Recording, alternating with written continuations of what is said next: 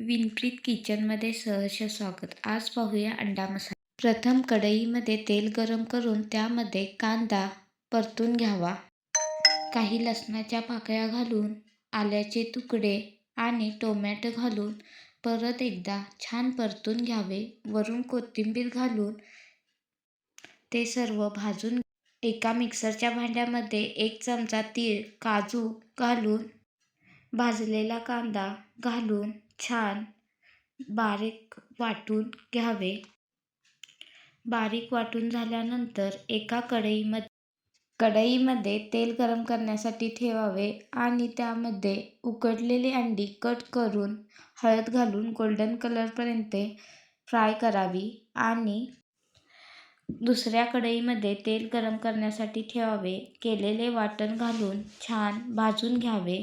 त्यामध्ये चवीनुसार मीठ आणि 1 चमचा जिरेपूड, 1 चमचा गरम मसाला, 1 चमचा लाल तिखट आणि काश्मीरी पूड घालून त्यामध्ये फ्राय केलेली अंडी घालून खाण्यासाठी आपला तयार आहे अंडा मसाला. नक्की ट्राय करा.